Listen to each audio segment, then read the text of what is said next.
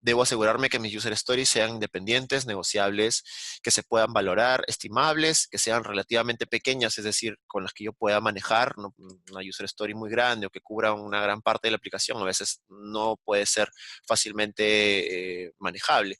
Y obviamente que sea testeable. Si yo considero que algo no se puede testear debido a la poca información o a la poca, digamos, definición de los criterios de aceptación, entonces yo puedo levantar la mano y decir, ¿sabes qué? El definition of ready, es decir, yo no puedo empezar a trabajar en esta historia, del equipo no puede trabajar en esta historia si no sabemos cómo probarla. Bien, eso es uno de los retos que tenemos porque a veces se entiende que si bien ágil trata de hacerlo lo más pronto posible, bueno, ¿sabes qué? Sácalo como puedas, entiende lo que puedas y sobre eso construyamos la aplicación. No, no siempre es así. A veces podemos atorarnos en el punto en el que hay ambigüedades y todo eso se puede entender desde el primer momento en que leemos y entendemos la historia de usuario. ¿Sí? Entonces, es importante que sepan manejar ese filtro en ese primer momento. Vamos a hacer un ejemplo rápido aquí. Por ejemplo, tenemos una banca móvil. Bien, como pueden ver aquí la interfaz. Entonces, el Product Owner describe así la user story, ¿no? Como un usuario de la banca móvil, yo quisiera navegar al detalle de una transferencia reciente dentro de la lista de transferencias y de tal forma que yo pueda obtener, puedo ver los detalles de la transferencia que estoy seleccionando. Bien, por ejemplo, aquí estamos seleccionando esta transferencia, ¿no? Entonces yo doy clic aquí y paso a esta otra pantalla. En esta otra pantalla, bueno, voy a ver el detalle y justamente un criterio de aceptación me está definiendo qué es lo que yo voy a ver en ese detalle, ¿no? Este criterio de aceptación lo define también el Product Owner, bueno, ya en una negociación con el equipo de trabajo. De hecho, la historia de usuario es responsabilidad de todo el equipo, incluyendo el Product Owner. El equipo puede también agregar sus consultas, agregar detalles, solicitar, digamos, más información para que puedan, obviamente, devolver el producto deseado. Y desde el punto de vista de las pruebas, yo ya estoy obteniendo aquí, digamos, elementos que me van a servir para armar mis casos de prueba. Bien, entonces, vamos, ¿cómo armamos el caso de prueba? En este caso estamos usando un Gherkin. Dada una acción, digamos, perdón, dada una condición inicial, esta es la condición, bien, cuando se ejecuta una acción, bien, luego hago una verificación. Entonces, dado que el usuario que previamente ha ejecutado transferencias, debo tener claro, por ejemplo, el estado inicial de este usuario, es decir, un usuario que ya ha ejecutado transferencias. Bien, y el usuario se loguea en la aplicación cuando navega a las transferencias recientes, a la pantalla de transferencias recientes y da clic a la última transferencia. Entonces, bueno, ahora, o then, entonces, podemos verificar que todos estos valores sean los correctos. Bien, aquí en este caso se está usando una variable que, bueno, se puede ser leída desde un elemento data driven externo. Cuando pasamos a automatizarlo, ya podemos, digamos, entrando a código, podemos en este caso ver, por ejemplo, este es un código de Eggplant automatizado para la UI, es un código, es un script. Eh, bueno, este es un pseudocódigo en realidad que ya viene dado por ciertos parámetros que han sido predefinidos, pero que básicamente se encargan de validar. Como ven, las acciones han sido traducidas acá a un código que, por ejemplo, me navega hacia la actividad reciente. Estoy en la pantalla Transfers y aquí empiezo a comprobar cada uno de los datos, ¿no? El source account, destination, la fecha, el monto, el estado, todo lo que me pide el caso de prueba. Igualmente, yo voy más allá, es decir, esta pantalla que me está mostrando el detalle de una transferencia también viene dado o se alimenta de un servicio, en este caso un REST API, ¿bien? Que yo también puedo automatizar, incluso en la estructura given when then, eh, que automatizo y en el que yo también puedo verificar que los valores estén viajando correctamente a través, en este caso, del servicio.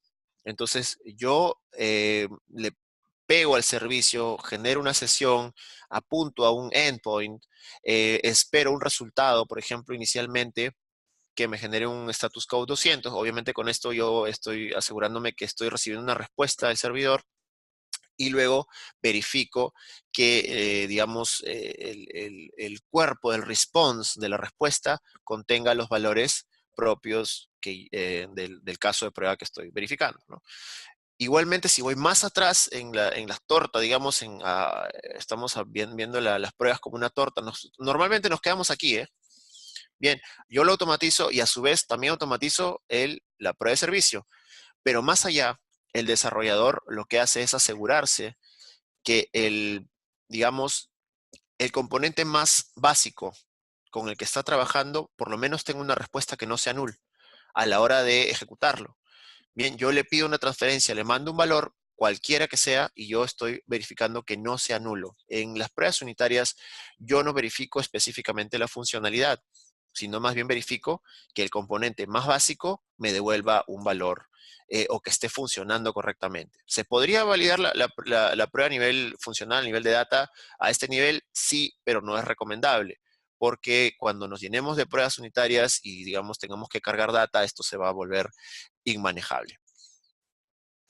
Entonces, les he ejemplificado esta situación para que entiendan que, digamos, hemos creado scripts desde el punto de vista UI, desde el punto de vista de servicio e incluso desde el punto de vista unitario, para que puedan entender que cuanto más pronto en el proceso yo pueda encontrar un defecto, bien, este me va a generar el mayor valor posible.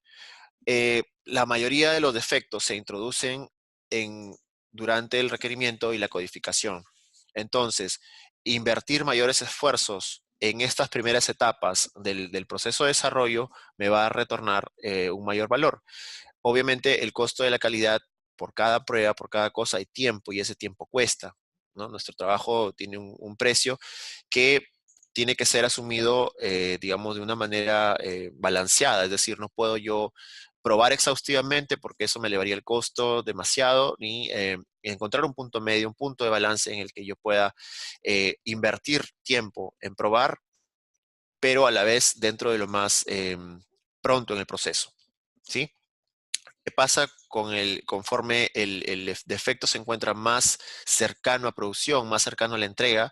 El costo se incrementa exponencialmente. Como ven por aquí, por ejemplo, 1 a 4 a 10 veces, 40 veces o ya indefinidamente 640 veces. Lo que es más fácil, por ejemplo, resolver en un requerimiento, si yo lo encuentro en producción, eso obviamente me va a costar muchísimo más. Y ni hablar de la confianza que tienen los usuarios de los sistemas que simplemente se pierden totalmente y eso ya no es medible. Bien, el costo de la calidad es la suma del costo de prevención, el costo de inspección y el costo de corrección. Prevención, prevenir antes de que se codifique, inspeccionar durante nuestras pruebas de desarrollo y corrección, bueno, cuando ya, por ejemplo, en producción se nos pasó algo, entonces tengo que corregirlo, el costo ya es muy alto. Bien, bueno, entonces para eso, obviamente, lo que estaba contando, se utilizan estrategias de shift left, es decir, pasemos todo nuestro esfuerzo de pruebas lo más temprano posible, a la izquierda, ¿no? Entendiendo que vamos de izquierda a derecha en lo que es diseño, análisis, construcción, pruebas y de entrega, ¿no? Entonces, vamos lo más pronto posible al proceso, detectamos tempranamente y así podemos efectivizar los costos, ahorrar los tiempos y generar entregas oportunas. Bien. Hay estrategia de Shift Left, de hecho el modelo en V, que es el más conocido, seguro los que por ahí han tenido la oportunidad de llevar un curso de ISTQB o tienen por ahí la certificación, pueden darse cuenta de esto rápidamente, que por ejemplo todo nace desde, por ejemplo, cómo el usuario genera una necesidad, esto se traduce en requerimientos, estos requerimientos modelan también el sistema, la arquitectura, los componentes, las unidades y a su vez al momento de generarlas mientras se modelan y mientras se desarrollan, yo también puedo hacer pruebas al modelamiento y al mismo producto en sí que ha sido desarrollado. Es decir, yo me aseguro de que cada elemento que está siendo generado a nivel de requerimiento o a nivel de producto ya pueda ser probado. Yo puedo probar las necesidades, yo puedo probar los requerimientos, puedo probar los sistemas. ¿De qué manera? Bueno, hay diferentes técnicas, por ejemplo, técnicas estáticas, revisión de documentos, por ahí haciendo un match con la verdadera necesidad, utilizando, por ejemplo, recursos como elementos de UX, elementos de usabilidad, qué sé yo. Hay muchas maneras en las que podemos asegurarnos que cada parte de los diseños del modelamiento que se está haciendo sea el correcto. Y así yo puedo encontrar defectos.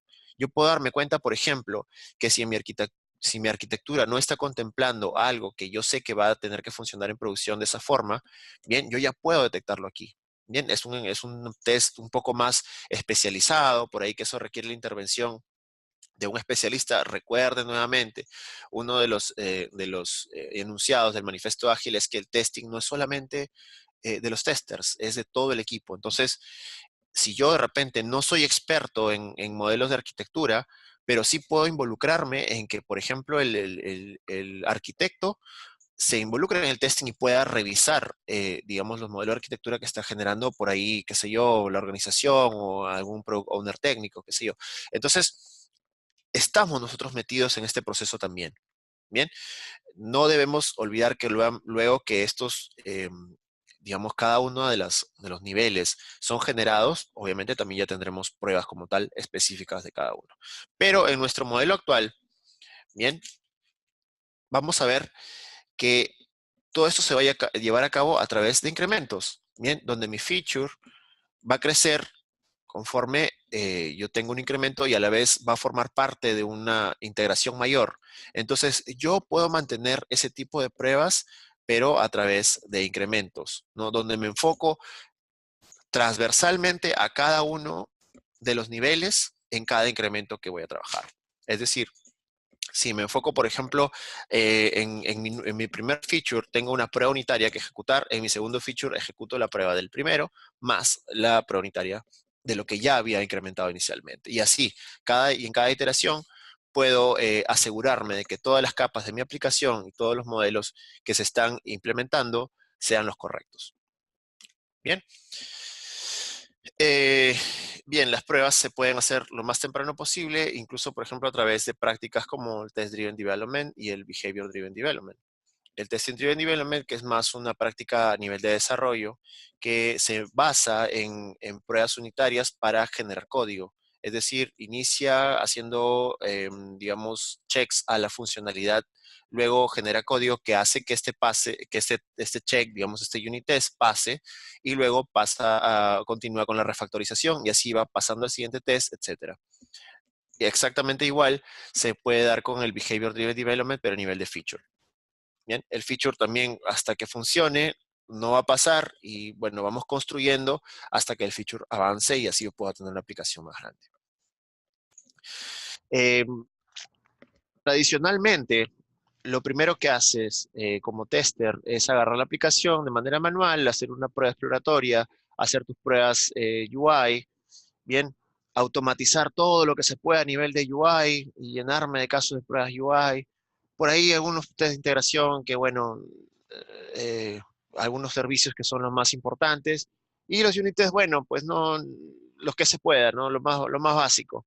Esto es un antipatrón al que se le llama el ice cream cone, el cono de helado, que es el antipatrón que antes se llevaba a cabo, que antes, digamos, antes de que el proceso ágil fuera implementado, se consideraba.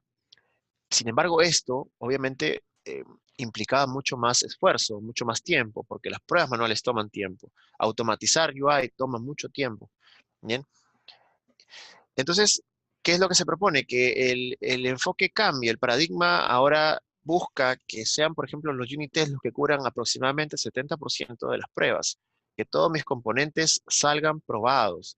Desde el momento en que yo estoy desarrollando, yo ya tengo un test que está probando ese componente de la aplicación que mi equipo de desarrollo ya tiene creado. Puedo empezar a generar pruebas a nivel de integración. A ver, esto ya también incluso a nivel de concepto ha cambiado un poco, porque a nivel de integración, si bien, por ejemplo, estamos hablando de un monolito, bueno, podría yo probar mi estructura de servicios de una sola vez, porque entre ellos en sí se van a relacionar, o de repente pruebas con otros servicios externos. Sin embargo, cuando hablamos ya de una prueba de componentes sobre una arquitectura de microservicios, ya el paradigma cambia, porque puedo tener, por ejemplo, pruebas de contract testing. que se enfocan, digamos, más a la forma en cómo interactúan entre sí los microservicios. Bien. Y bueno, obviamente que las pruebas UI son importantes, pero ya cubren una menor parte. Cuanto más subimos en la pirámide, el esfuerzo y el tiempo, obviamente viene dado por la complejidad, es mayor. Bien, porque si yo me enfoco a automatizar todo en la parte UI, obviamente el tiempo va a ser exponencialmente alto. Entonces, yo solamente aquí puedo enfocarme a los casos de prueba más críticos, a los casos de prueba que aportan mayor valor, a los golden paths, como se les dice, o a los features que tienen mayor impacto en el negocio y no a todo el resto de la aplicación. Bien, otro elemento importante es que, bueno, el test manual y el test exploratorio, la verdad que yo no recomiendo que se quite completamente del todo porque finalmente es el que va a aportar ese valor humano, digamos, esa inteligencia en la que nosotros podemos detectar casos raros, digamos, corner cases, edge cases, voy y, por ejemplo, intento fastidiar la aplicación dándole clics a algo que, digamos, se supone que, o, por ejemplo, pongo un año anterior a una fecha futura, por ejemplo, o, digamos, agrego a mi carrito de compras 50 productos y los borro y luego vuelvo a agregarlos, en fin, cosas, comportamientos extraños que no están previamente pactados como parte del flujo normal de la aplicación. Eso lo puedo hacer de manera manual, igual aporta valor. Bien, ahí entramos nosotros a aplicar nuestro expertise. Bien, el test pipeline, que prácticamente es un procedimiento, cada equipo de trabajo tiene su manera de enfocarlo, bien, cómo abordar los unit tests, los test de integración, el uso de bugs, cómo abordar los servicios a través de pruebas smoke, manuales o contract testing, pruebas funcionales, pruebas de aceptación a nivel de servicios y bueno, las pruebas finalmente de aceptación a nivel funcional o UI, ¿no? A través de Smokes, ¿no? Sobre plataformas web, móviles. Bien, eh, esta estrategia la define cada equipo de trabajo. Sin embargo, es importante que se cubra el end-to-end de todas las aplicaciones a nivel perdón, a todos los niveles. Bien. Los test no funcionales van a entrar en consideración a partir de los test de integración, porque estamos hablando de características de no funcionalidad como carga, estrés, escalabilidad, usabilidad, mantenibilidad, etcétera, dependiendo de cuál es el enfoque que el producto tenga.